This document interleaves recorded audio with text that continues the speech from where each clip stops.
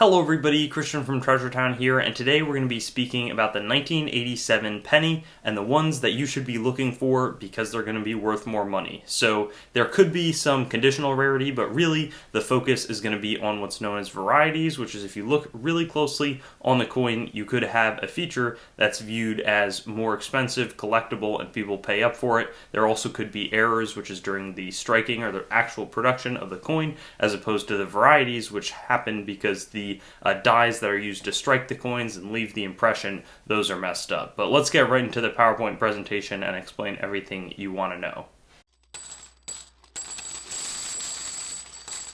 So here we've got our 1987 Lincoln Memorial Cent. There's a little bit of an overview. After 1982, all of the coins are going to be primarily zinc, so there's not as much copper value, which some people wonder about on some of the earlier Lincoln Memorial pennies. You can check this out.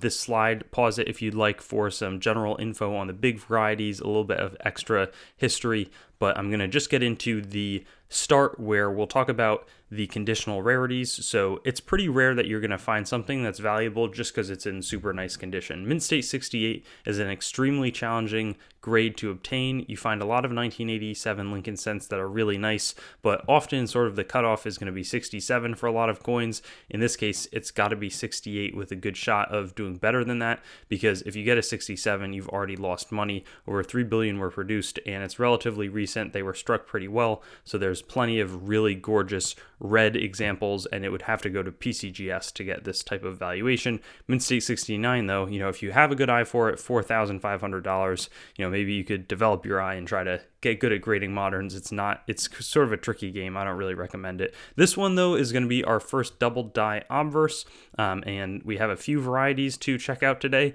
There's a little bit of, it's almost like a split, but I think it's more just extra thickness along the trust, in the RUS especially, and then here you can see on the outside of that 9 and a little bit of distortion in the bottom of the 8. These are ungraded values, 10, 15 bucks for Mint State 65 red, 3 or 4 in AU, but something to be on the search for people who like hunting it. It's not worth really grading this stuff, but there's a slight extra thickness again down here in the bottom of the 8 on the side of the 9, and this is recognized by Kaneka as well as Copper Coins, which is sort of the probably most in-depth along with Wexler penny guide, but I would say Copper Coins even has a little bit more in-depth. And then you also have a third double die obverse where it's really going to be that distortion again, sort of in like the southeast or south part of that 8, a little bit along the outside of the 9 as well, with solid values for what it is. I think there's also a little bit of a nicer coin here that the value seemed lower on in terms of what I could find. There's more of a notch in the bottom of the R.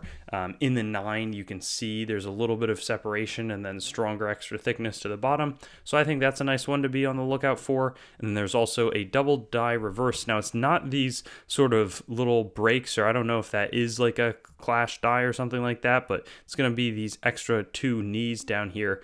Regardless, those are like at least some die markers, so something that you should be checking your change for. This one moderate to low value, but I think it's sort of fun if you just take a quick look at what you get back. You never know, and you want to be able to maximize the value on the 1987 pennies, the most expensive of which are going to be the errors. Right here we see one that's struck on an already struck Roosevelt dime. You can see FDR's head, it was sort of rotated.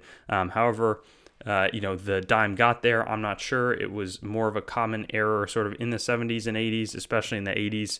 And this one sold for a nice bit of change. The foldover strike, the hypothesis is that actually the planchet has not been struck yet, is probably spinning upright in the striking chamber, and then when the dies come down and hit it, they fold the metal over, and they're always expensive, 630 bucks. You can see the zinc come underneath as the planchet gets way distorted in the process of striking it, and you can see how it sort of folds up. It has on each of these edges just a really nice and very rare type of error.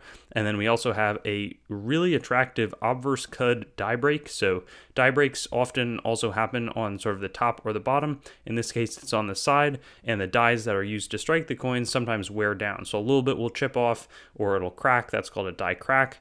In this case, it's a die break when this much of it just totally falls off. And then on the back, as the metal flows and into the break, the reverse side lettering doesn't take quite as well. So this one sold for $100 a while ago, would sell for more today just because it's in really nice condition and it's been a hot area of collecting recently. So that's what we've got on the 1987 penny.